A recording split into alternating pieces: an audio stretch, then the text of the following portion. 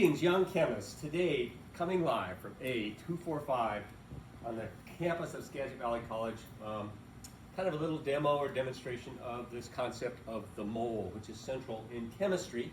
And it, of course, all goes back to that idea that because each element consists of atoms with different numbers of protons and neutrons in the nucleus, the atoms of every element have a different mass. And so when we go to study chemical reactions to try and figure out what's going on and think about the amounts that we're putting into a chemical reaction and the amounts that we're getting out after all of the things have happened, we have to be conscious of the fact that because atoms have different masses, we have to have a unit that sort of takes that into account, and the unit that we have is called the mole. And as Jen has talked before, this mole is actually just a counting unit, a number. In the case of this mole, then we have this Avogadro's number of particles, 6.02 times 10 to the 23rd. And as she has explained, I'm sure, the number is so large because atoms are very, very tiny. And hence, it takes a lot of them to make a significant amount of mass. Notice that we say 6.02 times 10 to the 23rd particles, and that's a source of confusion for a lot of students because they wonder, well, what are those particles? And the answer to that question, unfortunately, depends on the kind of substance that we're dealing with, whether we're dealing with elements versus compounds, and in fact, whether we're dealing with covalent compounds versus ionic compounds, and hence the particle that we're talking about are either atoms or molecules or what we call formula units in the case of ionic compounds. So that particles then is our generic way of dealing with it. What I've got out for you here just to see are then some representative elements and some compounds. And each of these beakers contains that mole of substance.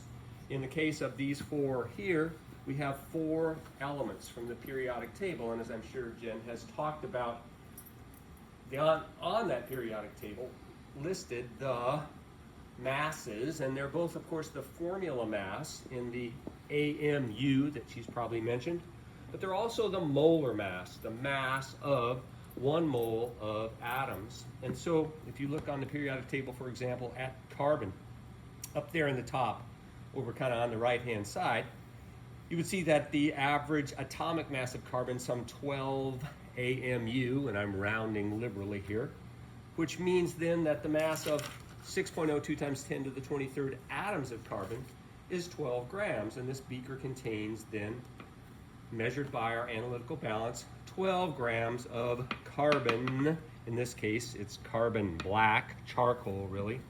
And this shows you then the amount of substance that's that 1 mole compound of carbon atoms. If we move over to aluminum, which is close by in terms of the periodic table, but down, as I recall, a row and a little bit to the left, here then the molar mass for aluminum, 27 grams, the average atomic mass, 27 AMU. And again, I'm rounding here to the nearest whole number.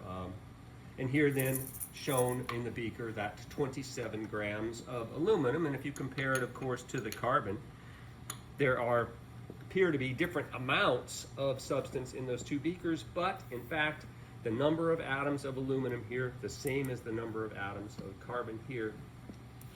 Zinc, another metal, in this case, looks slightly different from our aluminum because zinc is a little more active metal, and as a result, tends to oxidize, and that's why it has that sort of grayish cast to it and is not very lustrous.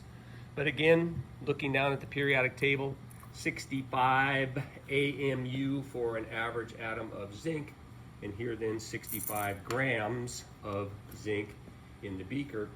As we go down the periodic table, as you know, the average atomic mass increases, and here then a beaker of lead containing our 207 grams, which is the average atomic mass in AMU, and the mass of 1 mole of lead atoms in grams. And so if you look at the two then side by side, or all three of the metals, it appears as though they're very different amounts in each of those beakers, but au contraire, mon ami, each of those beakers contains the magic 6.02 times 10 to the 23rd atoms of that element.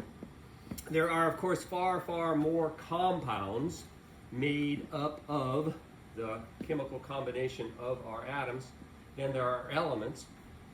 Here then a representative sample, some familiar to you. Here perhaps the best place to start, water. Time and time and time again, we'll think about water. It has amazing properties. It's often a product of chemical reactions. And here then, looking on the periodic table, oxygen and 2 hydrogens. Oxygen having that average atomic mass of about 16 AMU. Hydrogen having that average atomic mass of about 1 AMU. We take 2 hydrogens, add it to the oxygen, we would get 18 AMU for 1 molecule of water. And hence, again, Avogadro's number, the magic number that converts AMU directly into grams.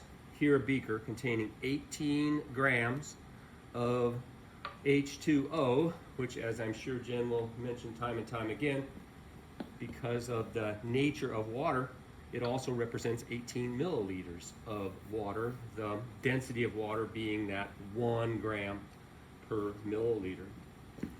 Ethanol, beverage alcohol here shown in this beaker, C2H5OH. A lot more to be said about these organic biomolecules here, much bigger than the water molecule.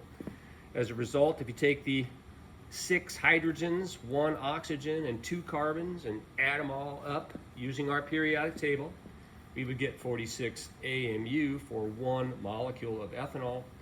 Here then, 46 grams of ethanol, giving us 1 mole. And so again, the big idea, as Jen would say, is that although you look at those 2 beakers and you think there are very different amounts of substance in those 2 beakers, not so.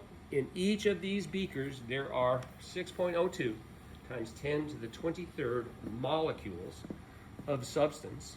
In the case of water, of course, the molecules are small. In the case of ethanol, they're quite a bit bigger, and hence that explains, at least to some extent, the different visual amounts of substance. But again, the real idea here, each of those beakers contains exactly 1 mole of substance, 6.02 times 10 to the 23rd particles.